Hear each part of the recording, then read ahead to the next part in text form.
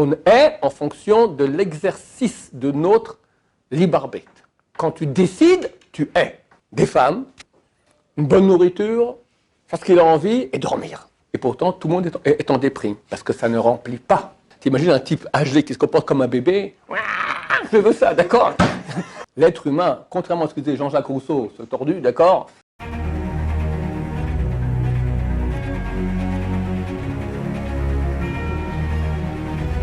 Ce show est dédié pour l'Inishmat de Simcha Bat Rachel Ifergan, donc la version de l'âme de Simcha Bat Rachel Ifergan, de mémoire bénie, la question de Samuel. Quelles sont les limites de l'intervention d'Hachem sur notre libre arbitre? Quelles sont les limites de l'intervention d'Hachem dans notre libre arbitre, sur notre libre arbitre? Ok, très bonne question. Sujet qu'on a traité souvent, mais on va en reparler de nouveau.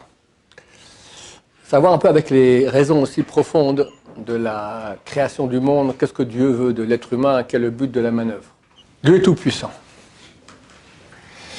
Et dans le domaine minéral, végétal, animal, et même chez les anges, angéliques, d'accord, il n'y a absolument rien qui peut avoir lieu si Dieu lui-même ne l'a pas voulu de façon claire. Rien. Impossible.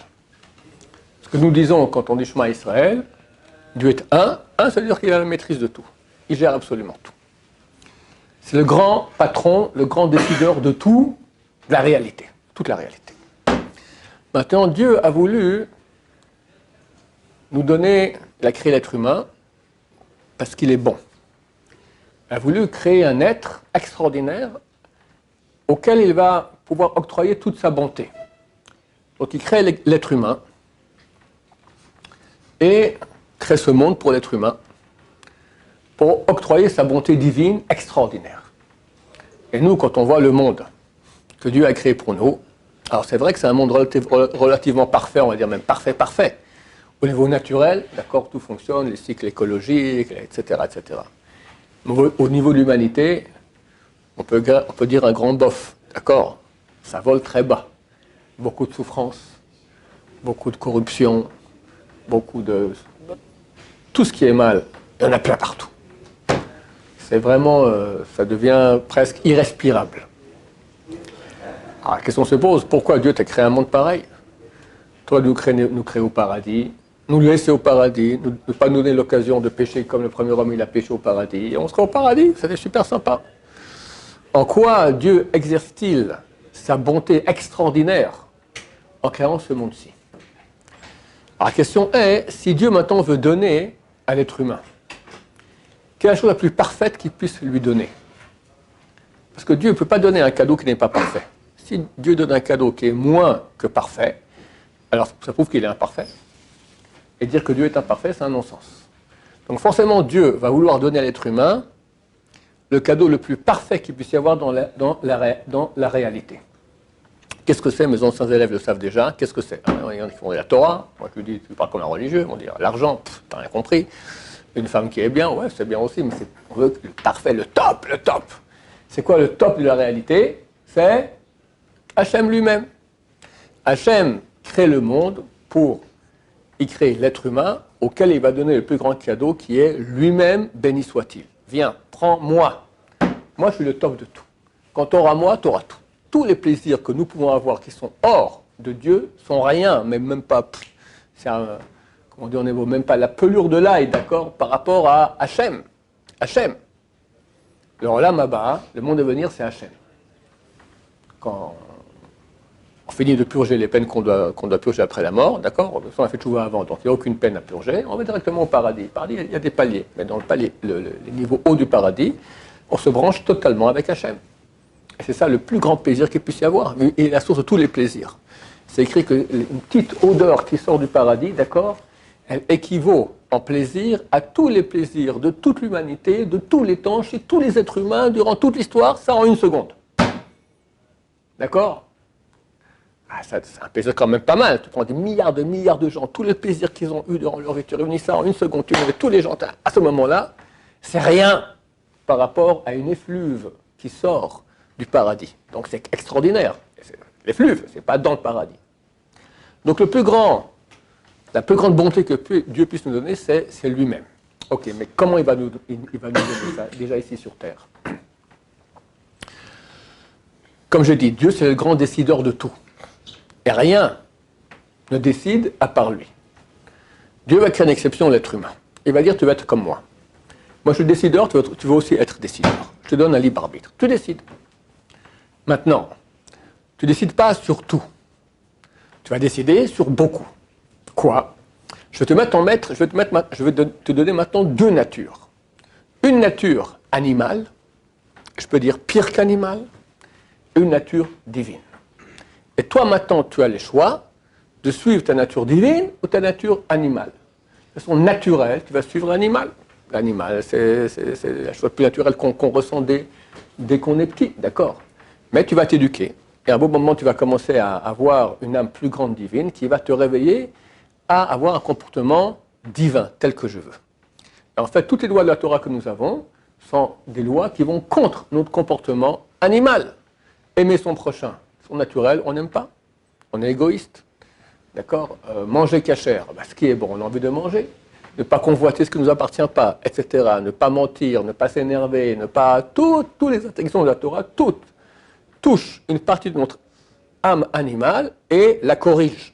Demande à nous d'avoir une maîtrise. En fait, on a trois parties d'âme. On a le nefesh. Nefesh, c'est la partie animale. On a la neshama, qui est la partie divine, qui elle, n'a absolument rien à faire de tous les plaisirs de ce monde. Elle aime Dieu. Elle aime la vérité. Elle aime faire le bien. D'accord? Elle aime tout ce qui est désintéressé, des choses authentiques. Et ces deux âmes, le nefesh et le neshama, nous sont donnés à nous. Mais nous, c'est qui? Nous, on appelle ça le ruach. Ruach, c'est donc la partie intermédiaire entre le nefesh et la neshama. Ça signifie un souffle. Pourquoi un souffle? Parce qu'un souffle, ça bouge. Et nous, on bouge, on oscille. Entre le matin, le réveil sonne, mon âme animale me dit, restons au lit encore 5 minutes. Tu fais ton calcul, comment tu peux gagner encore 5 minutes. Ta neshama, elle te dit, c'est dommage, lève-toi, va déjà commencer à faire une prière lentement, comme il faut bien, mot à mot. L'âme animale dit, ouais, non, mais t'as vu un peu le froid qu'il fait dehors, combien il fait bon sous la couette, etc. D'accord? Et ainsi toute la vie. On a une confrontation entre l'âme animale et l'âme divine. Si on suit l'animal, eh ben on devient animal. Et on rate notre mission. On ne peut même pas être. Je vais t'expliquer un peu plus. Le nom de Dieu, Dieu lui-même, on ne sait pas ce qu'il est. Personne, aucune créature peut connaître ce qu'est Dieu de façon totale, parce que pour cela, il faut être Dieu soi-même. Mais il s'est dévoilé. Pour cela, il a dévoilé son nom, et lui et son nom font d'une unité absolument totale. Son nom, c'est le nom ineffable, qu'on n'a pas le droit de prononcer, c'est Yud, et puis He, je dis et puis entre chaque lettre, Yud, et puis He, et puis Vav, et puis He. D'accord? Ce nom-là, c'est en fait la contraction de 3 mots en hébreu. Haya, Hove, Vehiye. Celui qui était et sera. L'être éternel, l'être suprême. Être. Hachem, comme cadeau, va me donner la faculté d'être. Parce que dans le monde minéral, végétal, animal et les anges, il n'y a pas d'être. Pourquoi? Parce que quand quelqu'un n'a pas de libre arbitre, il n'a pas d'être. Moi, je prends maintenant un robot et je vais le programmer. Et il devient extrêmement actif. D'accord? Il fait, je ne sais pas moi, du surf dans la baraye de coraux d'Australie, il fait du ski en neige vierge sur l'Everest, il fait du deltaplane, je ne sais pas moi, les trucs les plus extraordinaires, d'accord? Mais tout ce qu'il fait a été programmé. Est-ce qu'il est? Tu me diras, oui, regarde, il fait des tas de trucs, il est super actif. Ouais, mais est-ce qu'il est? Rien, c'est une machine, d'accord? Tout ce qu'il fait, ça a été programmé. Il est rien. Moi, je le mets off dessus, il n'y a plus rien, il est mort. Idem le monde minéral. Tu n'as jamais un diamant qui dit, j'aurais bien voulu être un rubis, allez, je deviens un rubis. Impossible, diamant tu es, ou Hachem soit content que tu es diamant, et tu resteras diamant. Idem l'escargot qui voulait devenir un aigle, il restera un escargot. Idem les végétaux, idem les anges. Donc ils ne sont pas. Dieu qui est veut me donner la faculté d'être. On est en fonction de l'exercice de notre libre arbitre. Quand tu décides, tu es. Quand tu ne décides pas, tu n'es pas. Si quelqu'un, à Dieu ne plaise, il suit toute sa vie, comme hélas 99,9% de la population mondiale, elle va suivre son âme animale, et ne va pas faire des choix, quand chaque fois qu'il y a un choix entre son âme et sa partie animale, il choisit l'option animale et pas l'option de son âme divine, cet homme-là n'est pas. C'est ce qu'on dit les sages d'Israël, Rechaim, Bemitatam, Bechayem, Krouim, Metim. Les Rechaim, les mécréants, sont dans leur vie appelés des êtres morts. Lui va dire, je ne suis pas mort, regarde, je vais au Club Med, je passe mon temps après de la piscine et je fais de l'argent, et je drague les bonnes femmes, et je mange des bons trucs, d'accord, toute la journée, les meilleurs vins du monde, ah, je vis. Pff, pauvre type, d'accord. Où la différence entre toi et un chien qu'on a donné un bon nonos, d'accord? Il a un bon nonos, comme ton chien à toi, du milliardaire, d'accord? Alors il a un bon nonos, il a des chiennes, il a un bon matelas pour dormir, d'accord? Qu'est-ce qu'un homme vieux veut au niveau animal? Des femmes, une bonne nourriture, faire ce qu'il a envie et dormir. Voilà, c'est à peu près ça. D'accord? Mais t'es pas plus qu'un chien. Pas plus qu'un chien. Même s'il dira non, mais j'ai des plaisirs plus raffinés, je vais au théâtre, je vais regarder les concerts, je vais voir les musées. Oh, mais ça reste. Oh. Il est où Dieu là-dedans? Ton âme divine. D'accord? Tu fais ce que tu as envie, point barre. Et les gens croient que le bonheur vient ainsi. Et c'est faux, parce qu'on voit très bien qu'aujourd'hui, on n'a jamais une société qui était aussi grande, une aussi grande société de consommation, qui donne tous les plaisirs que tu peux même pas imaginer, et pourtant tout le monde est en déprime, parce que ça ne remplit pas. Tu as une âme qui est divine, tu la remplis maintenant de satisfaction animale. L'âme divine dit, mais je suis vide. Alors tu vas essayer encore ça, et encore ça, et encore ça, et puis tu as les psys, d'accord, et les machins, etc. Tu restes vide. Pourquoi? Parce que ton âme divine, elle est vide. Et tu la remplis, elle te laisse vide. Quand quelqu'un va aller contre son âme animale, et c'est dur, lève-toi le matin, t'as un bon truc à manger, il faut faire la bracha avant, lentement, si c'est pas cachère, on touche même pas. Il y a une jeune fille qui passe dans la rue, sympathique, rien, tu regardes même pas. Non mais juste voir, j'ai pas touché, j'ai rien fait. Rien même pas regarder, d'accord? Tu peux mentir maintenant, faire une bonne affaire, tu gagnes 50 000 euros d'un coup, tu as juste omis un petit détail dans l'affaire, sinon elle rate. Eh bien tu dis et tu rates. Il faut être courageux pour faire ça. Ça c'est suivre l'âme divine que nous a donnée et pas l'âme animale. Celui qui va faire cela, il est. Combien? Il est divin. Il devient divin. Parce que les ordonnances que Shem nous donne s'appellent des mitzvot. Mitzvah. Mitzvah, c'est en fait les 4 lettres du nom de Dieu. Les 2 dernières lettres, Vav et puis Hey, sont les 2 dernières lettres du nom Yud Ke Vav Ke que j'ai cité auparavant. Les 2 premières lettres, Mem et Tzadik, sont en Atbash. Atbash, c'est un alphabet qu'utilise la Kabbalah, la mystique juive, où tu prends la première lettre, Aleph correspond à Taf, la dernière. Bet, qui est la deuxième, correspond à Shin, qui est l'avant-dernière. Gimel, Resh, Dalet, Kouf, etc. Les 2 premières lettres du mot mitzvah, Mem et Tzadik, sont en Atbash, les 2 premières lettres du nom de Dieu, Yud et puis Hey. Donc quand tu fais une mitzvah, tu crées en toi une réalité de Yud Ke Vav Ke, Haya Hobev, celui qui était et sera éternel. Tu deviens éternel. C'est pour ça que les sages d'Israël ont dit, les tzadikim, même dans leur mort, ils sont appelés vivants. Parce qu'un beau jour, tu vas enlever ton âme animale, Mazal Tov, on a terminé avec le boulot, et là, va rester ton âme divine, que tu as rempli toute ta vie avec les choix positifs que tu as faits. Et là, tu vas devenir, tu es déjà un être divin dans ta vie, mais tu auras toute l'amplitude de cette âme divine après la mort. Et sur cela, on a libre arbitre, et que sur cela. Maintenant, quand j'ai un choix, ce que les gens appellent des choix, tu vas au bistrot, on te donne la carte, et tu choisis maintenant ce qui est le plus appétissant. En fait, tu as 2 critères. Tu as le appétissant, tu as le prix, tu as aussi la frime. Maintenant, ça dépend avec qui tu es, d'accord. Des gens bien, tu prends une bouteille à, d'accord, 3 000 euros ou 15 000 euros, d'accord, il y a un peu de tout, d'accord, pour montrer que tu es un type bien, et tu as aussi du kavod. D'accord? Mais dans tes choix, toute ta motivation, elle est uniquement ce qui concerne l'âme animale. Il n'y a pas de vérité, il n'y a pas de bonté, il n'y a pas d'honnêteté. Tout ce qui concerne la neshama est absent. Maintenant, tu choisis entre ça et ça. Qui a choisi? Toi? N'importe quel être humain, tu diras, bien sûr, c'est moi qui ai choisi. Réponds non. Tu as choisi en fonction de ta nature. Il y en a qui aiment le poisson, il y en a qui aiment la viande, il y en a qui aiment un vin doux, il y en a qui aiment un vin sec, un Beaujolais, un Bordeaux, d'accord? Chacun avec ses goûts, d'accord? Tout ce que tu as choisi maintenant avec les critères de ta nefesh BMI, de ton âme animale, proviennent de ta nature. Maintenant, qui a créé ta nature? Toi? Jamais de la vie. C'est une donnée que tu as. Tu es comme ça. C'est Dieu qui a donné. Donc en fait, tu ne choisis pas. Tu réagis en fonction d'une nature qu'on t'a donnée malgré toi et que tu réagis. Mais tu n'as rien choisi. Donc tu n'es pas, tu n'es rien. Quand quelqu'un dans sa vie fait ses choix en fonction de sa nature animale, il n'est pas. Quand il se bat contre sa partie animale. Et au contraire, il va faire le message de Dieu. Alors, il commence à être parce que c'est lui qui choisit et pas l'animal qu'il a en lui. 2, vu qu'il choisit maintenant de faire des actions qui sont divines, il reçoit en lui des parties divines.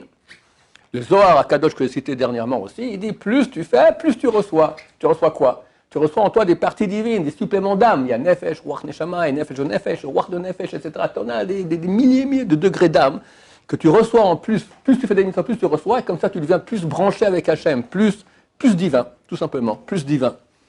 Le Rav Shach, qui était le grand de la génération il y a une trentaine d'années, il dit « Je veux être un Himmelmensch ». C'est de l'amant. Himmel, c'est le ciel. Mensch, un être humain. Je veux être un être humain des cieux, d'accord? Un homme divin. C'est ça le but de l'affaire. Quand tu le fais par toi-même, parce que Dieu t'a créé animal, comme on a vu à la fin de la paracha la semaine passée, Dieu décide d'amener le déluge, parce qu'il dit « Yetzer Adam Ra Mineorav ». Le cœur de l'homme est mauvais, Mineorav, dès qu'il sort du ventre de sa mère. Dès qu'il est secoué par le ventre de sa mère, il sort à l'extérieur. Mauvais. Heureusement, le Ben Ishraï dit heureusement que les enfants ils sont choux. Les petits bébés, ils sont adorables, d'accord? Parce que sinon, on les étranglerait, d'accord? T'imagines un type âgé qui se comporte comme un bébé? Je veux ça, d'accord? Il mange comme ça, il prend déjà il tire dans la main la deuxième partie comme ça. C'est un sauvage, d'accord?